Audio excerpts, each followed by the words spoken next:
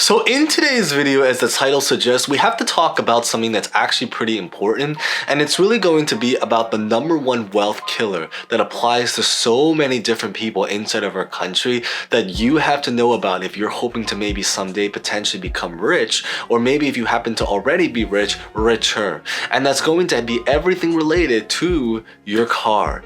Because the big idea is that, and even if you don't have a car, for many people, for example, for me, I happen to not have a car, but at the end of the day, it's very probable that even if you don't have a car, you probably at least spend time doing things like Uber, Lyft, taxis, anything in that particular world. Or maybe you're someone that doesn't do that, and we're going to talk a little bit about that in a little bit. But at the very end of the day, at the very least, you probably use something related to transportation. And transportation is one of the biggest costs that Americans really spend money on just in their lifetime.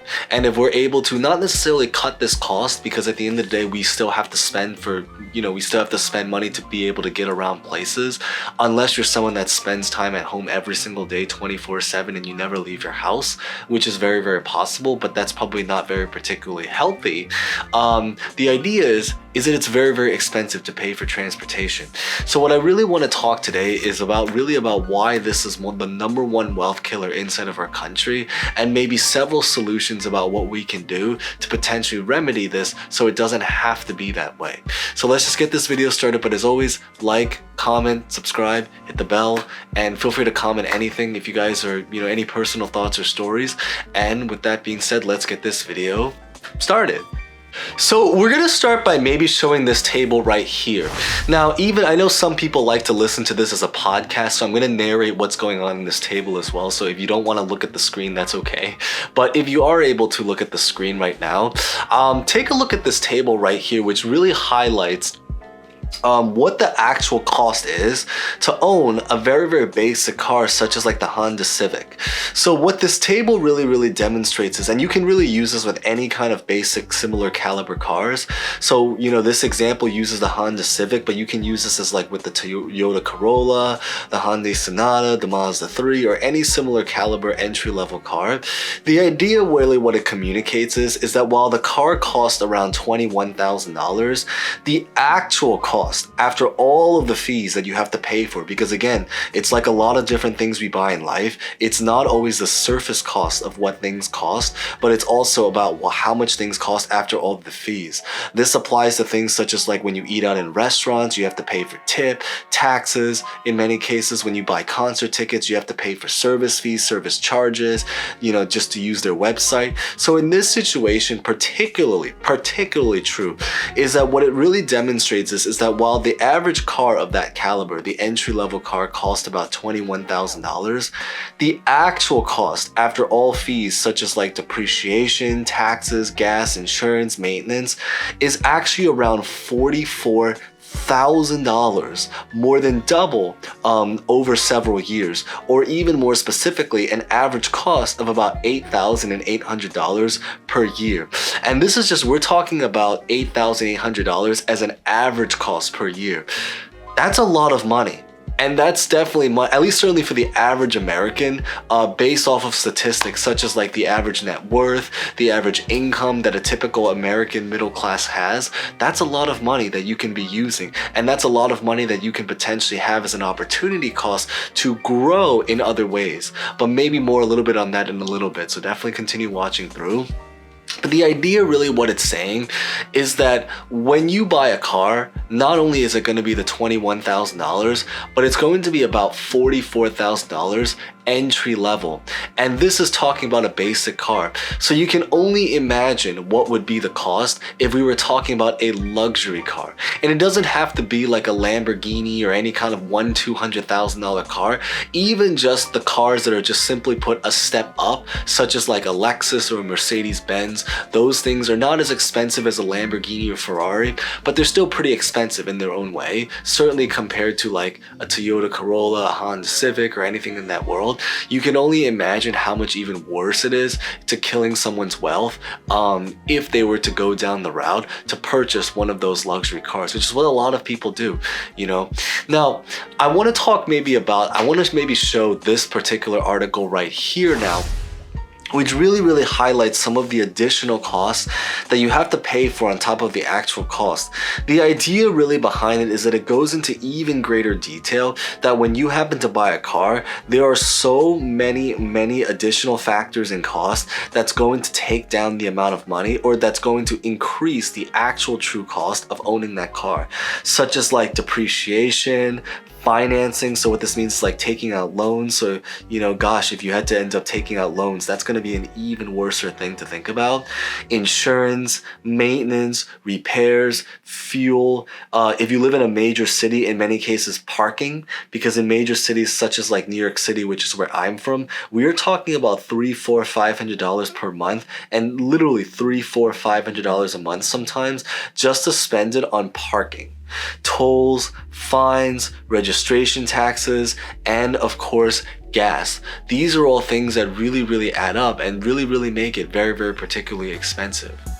Obviously, inside of our just country in general, or just life in general, there are so many other kinds of things that we have to pay for when it comes to our bills, such as like housing, electricity, you know, cable. Well, cable's kind of optional these days, but nonetheless, entertainment, stuff like this, food. But what makes transportation particularly special, and why this is the number one wealth killer compared to all of the other costs, is it's not just because it's so expensive to own a car, but it's also because it happens to be a depreciating asset. And I think this is something that not a lot of people really think about when they first start to buy a car or purchase their used or new vehicle, you know, because again, you know, there's things that are going on in that world.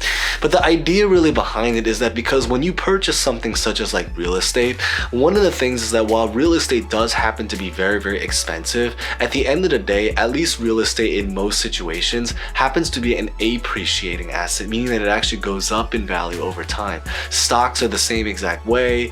In most cases, again, it depends on the stock, but in most cases, stocks, index funds, certainly ETFs, all of those things, they're appreciating assets. But cars, on the other hand, cars are things that they actually go down in value as the time goes on. In fact, when you buy a car, the second you drive it out of the lot and it becomes a used car now, you're already talking about potentially losing several $1,000s in value off of the car price already, just on the spot. So you don't really even have to drive it anywhere except just not even a mile, just like a couple minutes outside of the lot, it becomes used, and now it's down several $1,000s worth of the actual value of the car.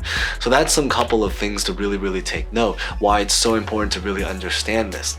So when it comes to all of these problems now, the big thing we have to talk about for the rest of this video is what is the solution? What can we do about this? So there are several solutions that I really came up with that you can really look into to potentially maybe try to at least remedy this, because at the end of the day, again, we cannot fully, at least most of us, we cannot fully dodge transportation as a cost, because we still have to pay money at the end of the day to be able to physically get around, whether this is to get to work, to get to leisure activities, social life, fun, even just exercise in general. Maybe you want to drive to the gym, shopping, groceries, food. So many things rely on transportation, but there are still several solutions we can still talk about that can maybe help it. So I made a list right here, but for example, the first solution that we can really look into is really just simply put is just to drive as little as possible.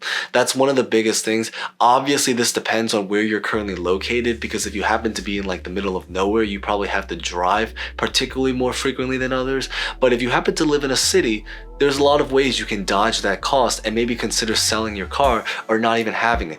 Even if you actually happen to live in the middle of nowhere, many people I know that live in the middle of nowhere own multiple cars. Maybe you can consider as a cost not just to, you know, to save money by driving less, but maybe even just owning less cars, because there's some people I know that have like 4 cars or 5 cars, and maybe you can reduce that down to now only having about 2 cars. That's something that can potentially save a lot of money.